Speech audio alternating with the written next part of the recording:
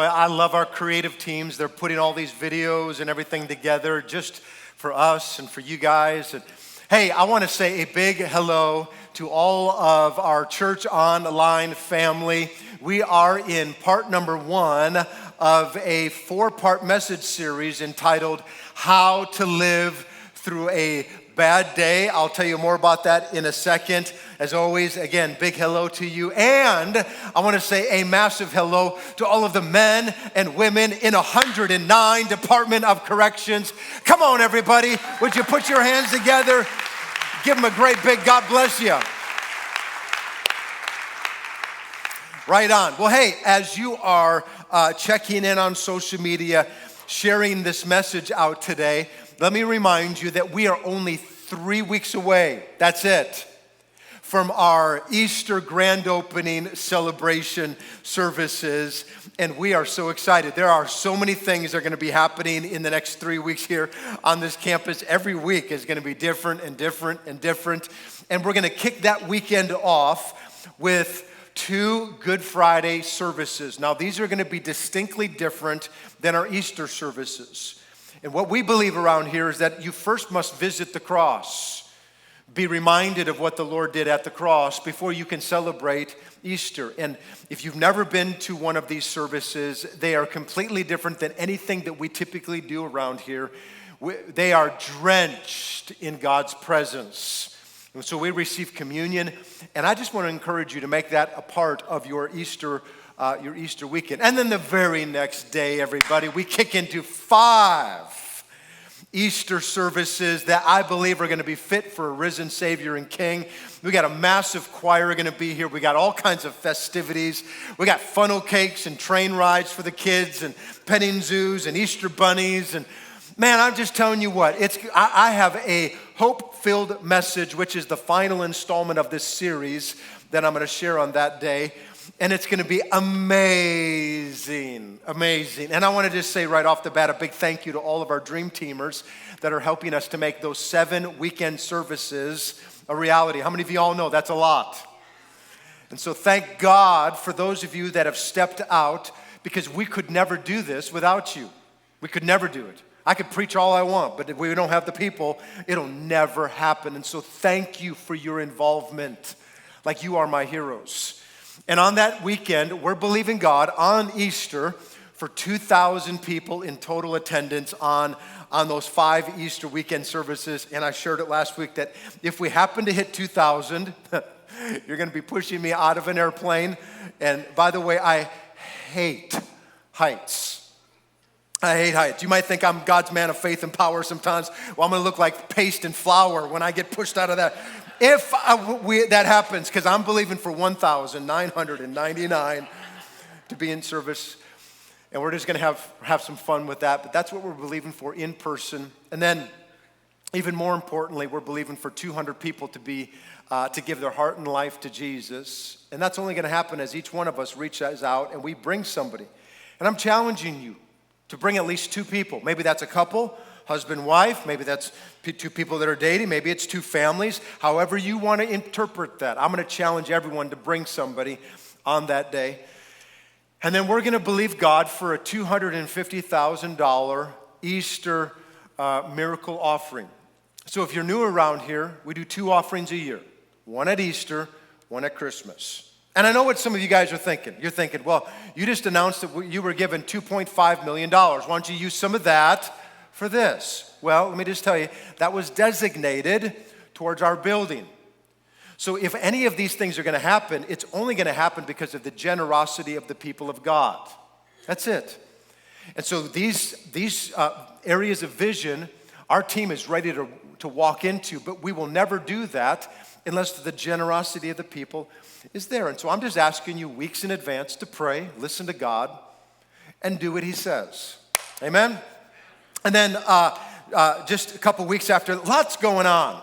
A couple weeks after that, just the next week after that, we actually launch our Saturday services at 5 p.m. I'm going to challenge a lot of you to be a part of that and make that your normal every week service here at Life Fellowship as we launch now into 4 weekend services. We're so excited. All right, let's jump into today. And how many of you would acknowledge that men can oftentimes be really stupid? Come on, how many of you would admit that? Come on, hands up if you would admit that. Come on, hands up in the correctional facilities, online. All right, hands up everywhere, all across, including a lot of the guys. Like you guys are, you're proving my point. Like us guys can be really, even the guys are saying, yeah, we're stupid at times. Like it is crazy. It is crazy. Some of the stupid things that men will do in the goal of having fun or going on an adventure or trying to fix something.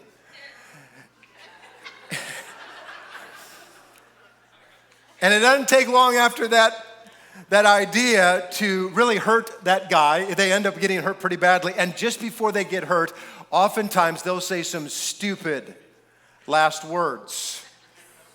In fact, I brought with me today some of these stupid last words. And maybe you know of a guy who said this: I never tried this with a chainsaw before, but what could go wrong? Stupid men, huh? How about this one? A stupid guy asked, and by the way, this guy is no longer living. He is not with us. He asked a woman, how long you been pregnant? And she wasn't pregnant. How many of you know somebody that has ever asked a woman that question? They're not here, are they? They're dead. Yeah. Another guy asked this. He said, hey, I know that I'm not an electrician, but how hard could this be?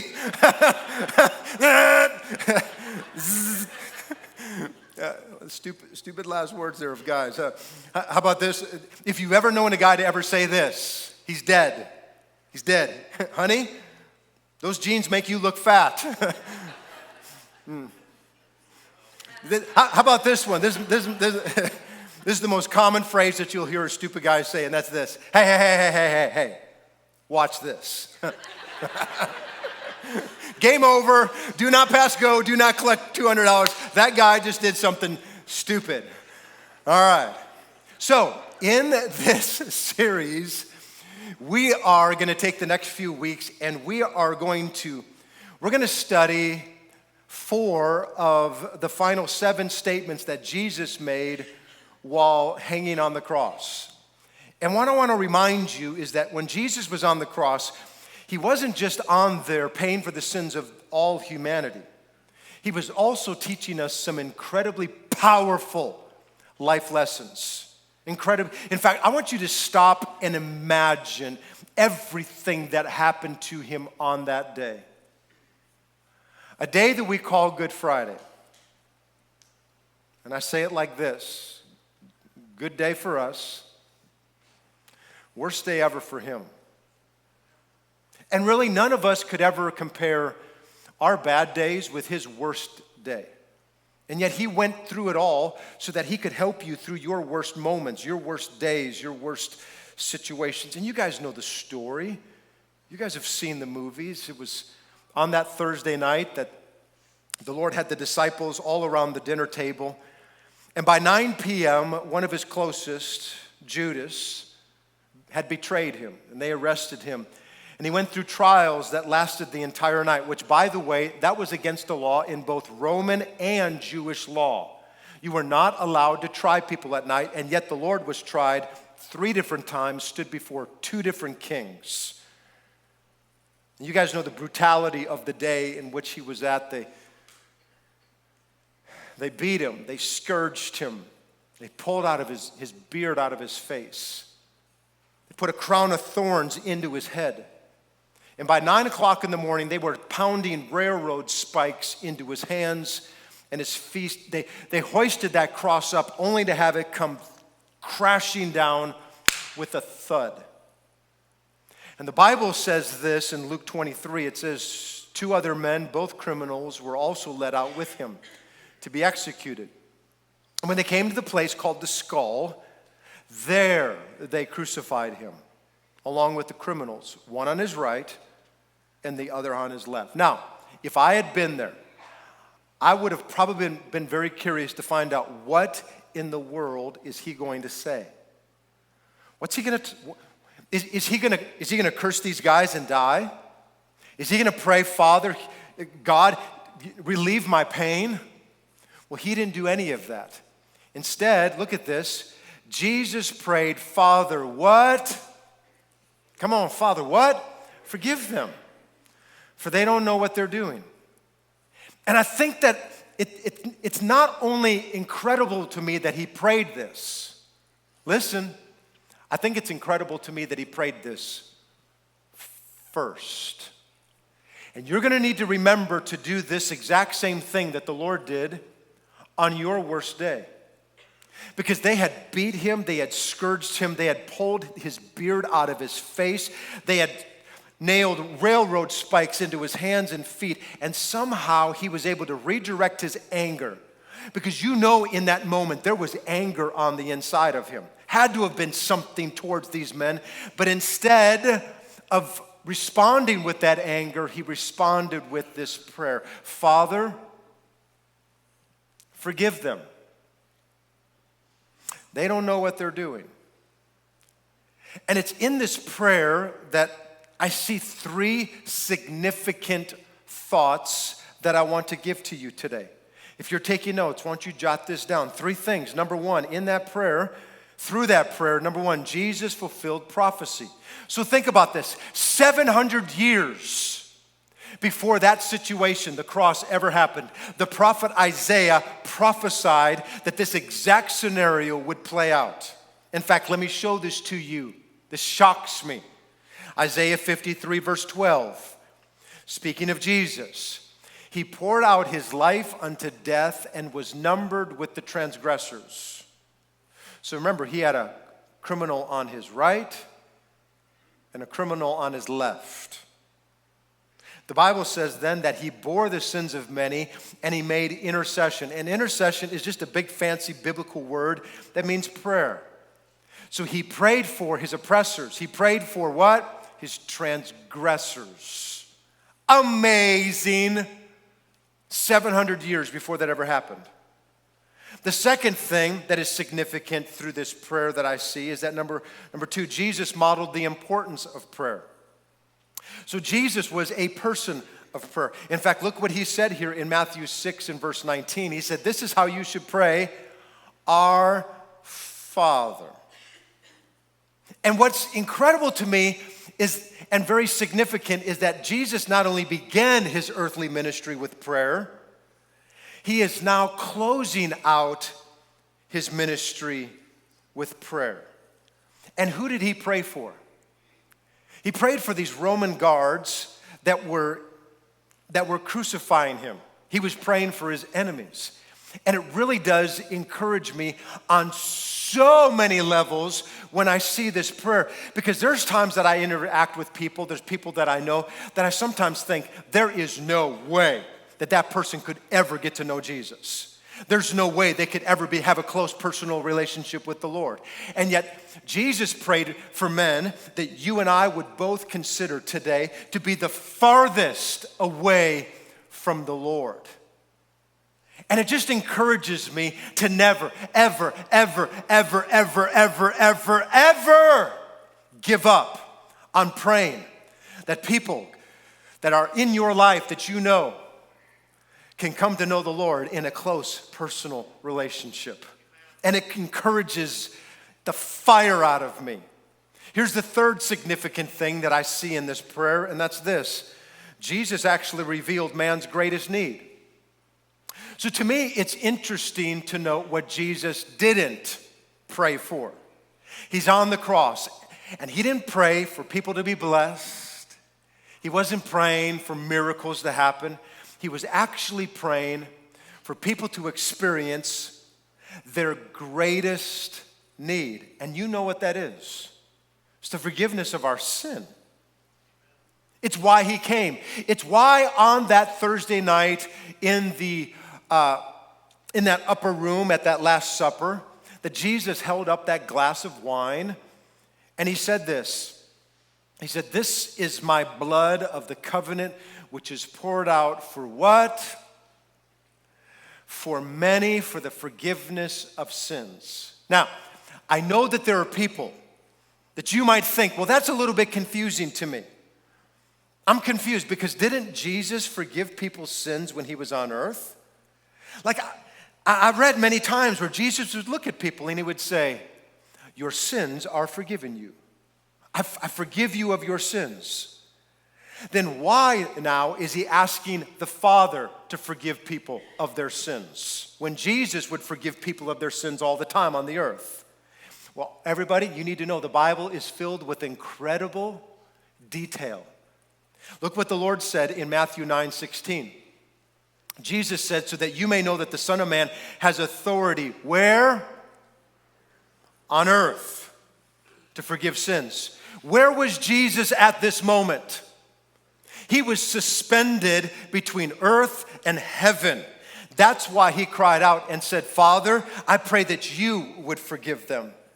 Like, it is so sad to me today how many broken and damaged relationships there are in the community of Christians. Those that should have the closest relationships oftentimes have the most distant relationships. And what I know is that in speaking in a service like this, with as many people that are listening to this message here today, there are scores and scores and scores of people that your heart is right now, it is massively wounded. I mean, you'd have to admit with me that there is a lot of pain happening in marriages today in our world. In fact, there are so many women that absolutely hate men. They hate men because the men that they were supposed to be able to trust, they abuse them. And they just say, man, I just hate all men. And then there's so many men right now that absolutely cannot trust women because they think, man, you have betrayed me over and over. And there's so much brokenness, so many promises that have been broken, and there are relationships right now that have been shattered. There are people that are listening to me right now that you're experiencing the pain of rejection still in your life because of something that happened to you as a child when your parents decided to get a divorce and go their separate ways. And then you add into that a little alcohol, a little drug use, a little sexual addiction. And it creates an ungodly mess that is bigger than anything that you can possibly ever even imagine. And there's so many people that are innocent that are being affected by these ungodly things. There are people that are listening to me right now that you're being molested. There are those that have been molested. You've been raped. There have been people that have yelled at you and told you that you're no good, that you're not valuable, that you are a mistake. There are people that you have not talked to your brother or sister in years. Something has gotten in between and it's caused this divide. There are so many people in our world today right now that hate Christians. They are angry with the church. They say, I love God, I just hate the church because maybe you've been abused by the church or something happened or you felt like the church dropped the ball on you. And there's ministers that are out there that are doing ungodly things today. There's so many people that are hurt and that are broken. There are husbands and wives that share the same roof and yet they live in a sexless, loveless marriage. And the only reason why they're together is because we're going to do this for the kids. We're just going to stay together for them. And it's almost like a roommate relationship. What do you do when you've experienced such pain in your life? You do the same thing that Jesus did. He prayed, Father, forgive them, for they don't know what they're doing. And on his worst day, it's the first thing that he did. And I think the order is important. In fact, in that prayer, he actually teaches us two things that I want to give you today. And here's the first one, and that's this. Pray for those who hurt you. And a side note, pray good things, not bad things, all right? In fact, Jesus said in Luke, Jesus taught us, bless those who curse you. Pray for who? Those who mistreat you. Who was mistreating Jesus at the time? Those Roman soldiers. And what did he do? He prayed for them. I'm going to tell you that when people are mistreating me, I pray for them all right. I pray, God, get them, sick them, Do something bad to them. I mean, just go ahead. Give them hemorrhoids, God, in their ears, Just do something disgusting to them. I pray all right. I sure do. And the thing is, when somebody does something to mistreat me, here's what typically is my natural response. I naturally begin to elevate myself, and I begin to think, well, I'll never be as immature as what they're doing. And then I start thinking, man, I have the right now to have bitterness towards them because of everything that they've done towards me. And God, you want me to do the spiritual thing and forgive them? Okay, I'll forgive them, but I'll never forget what they've done to me. And there are so many people today that are filled with such bitterness, hatred, anger, unforgiveness in their hearts. So many. In fact, I want you to think about this. Think about the day and age that Jesus lived in when he made this statement. So the Jews at the time were living underneath a system called the law. And according to the law, it stated eye for an eye, tooth for a tooth. You pluck out my eye, I get to pluck out your eye. You knock my tooth out, there were no dentists back then, so I'm gonna be walking around with a toothy grin for the rest of my life. So smile, buddy, because I'm knocking one of yours out. Eye for an eye, tooth for a tooth. And then the Romans, they actually worshiped the false little g god of revenge. They were feared around the world because what they said to people is, you mess with me, go ahead, because I'm going to bring it back at you 10 times worse than what you did to me. And so here was a revenge-based society that was underneath the law of the Jews that said eye for an eye, tooth for a tooth. And yet Jesus, when mankind was giving its absolute worst to him, he didn't retaliate. Instead, he prayed, Father, forgive them. They don't know what they're doing. And I think it's what you and I need to do on our worst day, the first thing.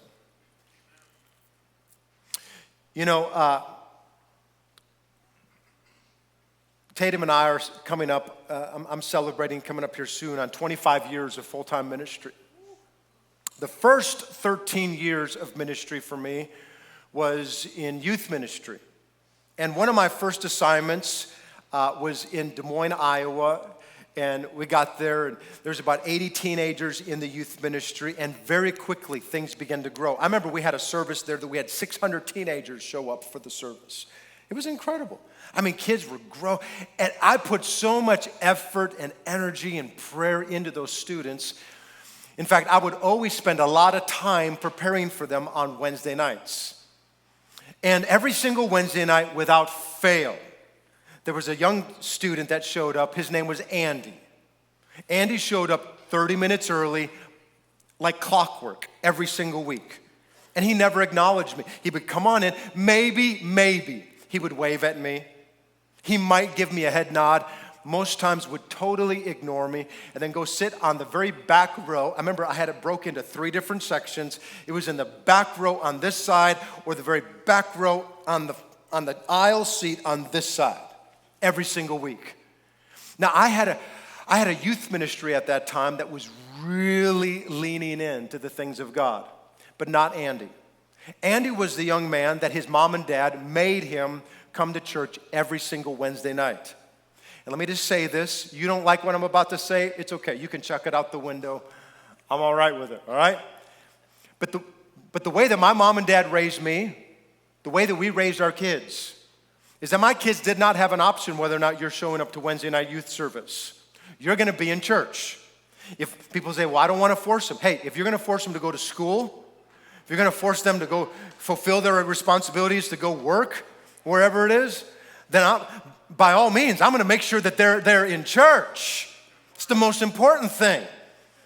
Now, you don't have to like what I said there. You can chuck it out the window. That's just my philosophy. I'm not trying to put that on anybody. I'm just telling you what we did, and I'm sticking by it. And that's what Andy's parents did.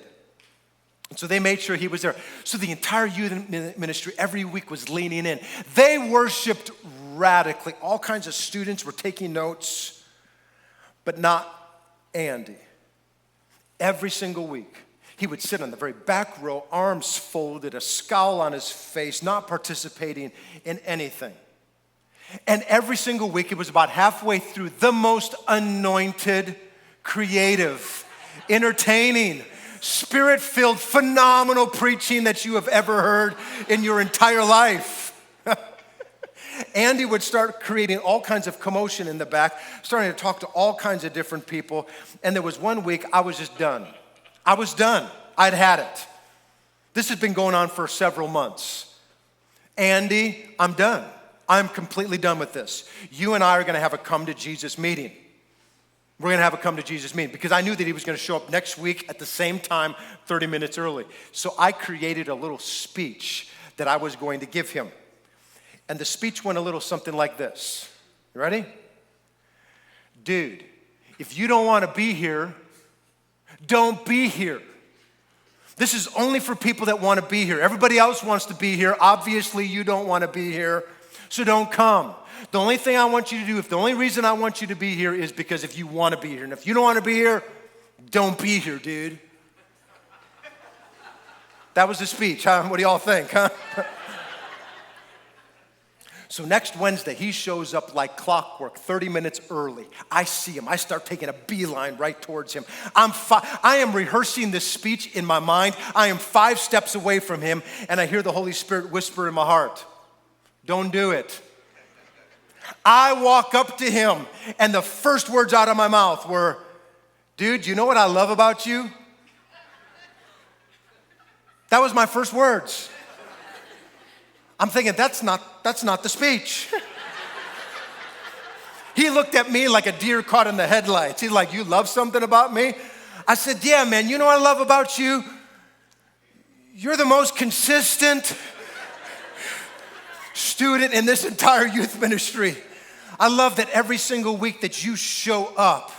And man, the fact that you're here just impresses me. And I just want you to know that I'm so proud of you for putting God first. I love you, man. I'm glad you're here. I turned around going, man, that's not the speech. That's not the speech. That night, Andy leaned in, took notes. It was 2 weeks after that, he had an encounter with God in his home. God completely transformed his life. God changed him completely. He became an intern with me. Today, Andy is serving as a senior pastor of a church, a growing church, and doing phenomenal. And I tell you that today because, yeah, amen. Because instead of giving him a factual curse, I gave him a blessing. Who knows what would have happened if I would have given him a factual curse in that moment? He may have completely ran away from God. He may have never turned his life over to the Lord. Listen, I'm going to tell you that there are people that are in your life right now that matter to you and they matter to God. And something has come in between the two of you guys like a wedge. And it's there. It's apparent. It is devastating. And it's time that you offer a blessing instead of a factual curse. In fact, there's a statement that has really helped me through the years, and that's this. My prayer for others may or may not change them, but it always changes me. Even Jesus, he said this. He said, in Matthew, he said, you've heard that it was said, love your neighbor and hate who? Your enemy. But I'm telling you something different. Love your enemies and pray for those who persecute you. So who has hurt you? Who's wronged you? Listen, this is how you know if you've been hurt. Watch this.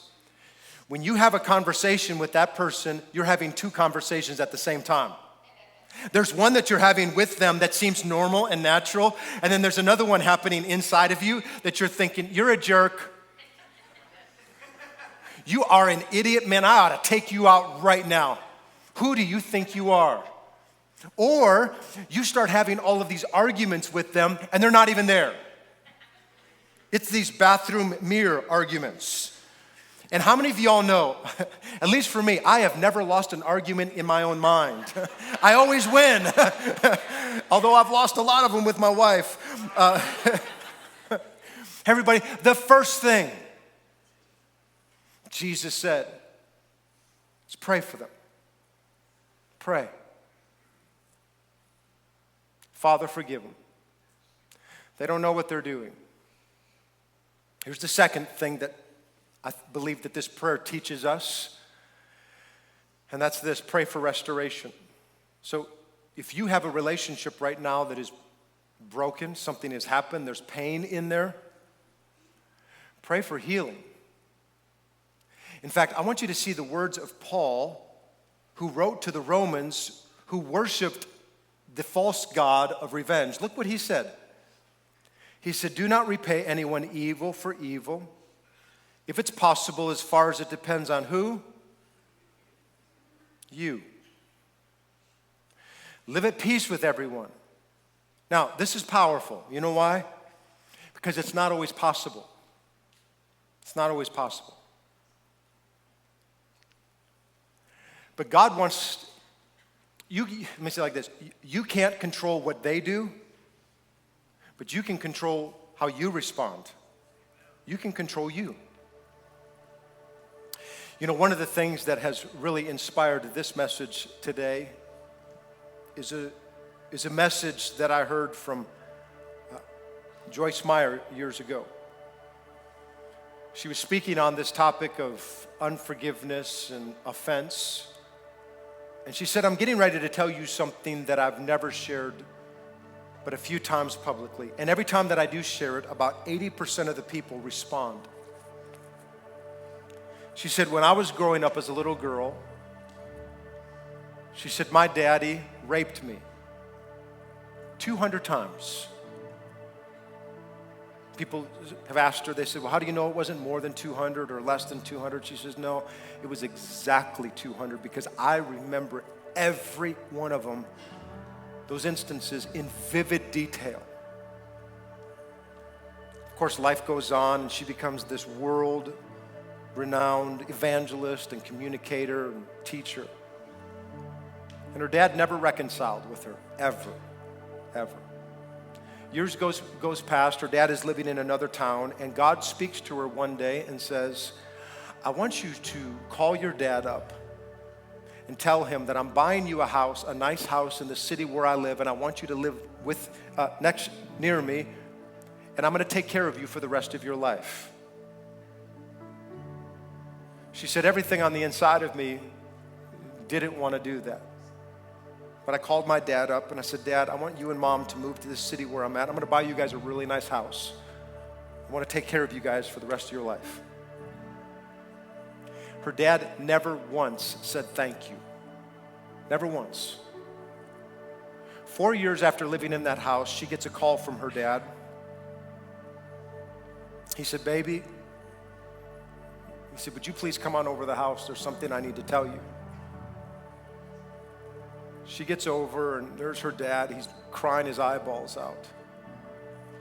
He says, baby, I'm so sorry that I was never man enough to admit what a failure I have been as a father.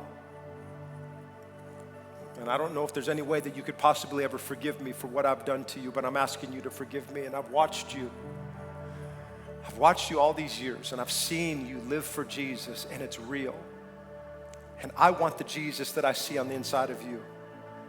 And Joyce Meyer held her daddy's hand, and they knelt down in that living room there, and she led her dad to the Lord. A few days later, he was baptized, and a few days later, he went to heaven. And she makes the statement, she said, God has so healed my heart that it's as if it never even happened. I'm thinking, man, how do you do that? How do you get to that place? How do you forgive somebody that has done something that is unforgivable? And there's only one way that I have ever been able to find. The Bible says in Colossians 3:13, This is how you forgive somebody that has done the unforgivable. Bear with each other and forgive whatever grievances you may have against one another. How do I forgive, God? That which is unforgivable. He says, forgive as the Lord forgave you. So if you have a marriage right now and it's not where it needs to be, get off of your rear and do the work. Make it happen. If you need to offer apology, offer an apology. If you need to go to a counselor, go to a counselor. You do whatever you need to do. You fight for that marriage. You offer forgiveness. You offer healing in the middle of it. You fight for that marriage. If you have children that are away from you and there is no relationship, you do whatever it takes to win their heart back. If you have kids, if you have parents and you are disconnected with your parents and there is no intimacy with them, you've only got one set of parents. You do whatever it takes to win their heart, to honor them. You only got one life to honor your parents. Honor them. If you have a brother or sister and there is something that has got in the middle of it and you haven't talked to them in years, I don't know if it's money or whatever it is that has caused the divide, settle it. Man up, grow up, get off of your tail and bring life and healing back to that relationship. Listen, let me say it like this. You will never have to forgive somebody more than God has had to forgive you. Never. Never. And so I leave you with this thought here today, and I pray that you grapple with this all week long. And that is that the forgiven forgive. Amen, everybody? Amen.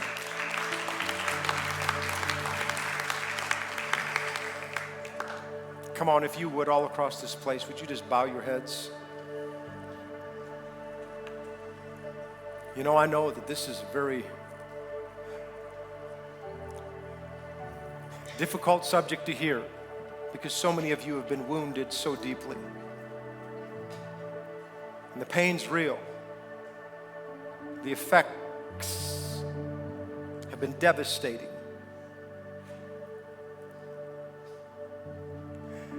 But it's time to let that person go.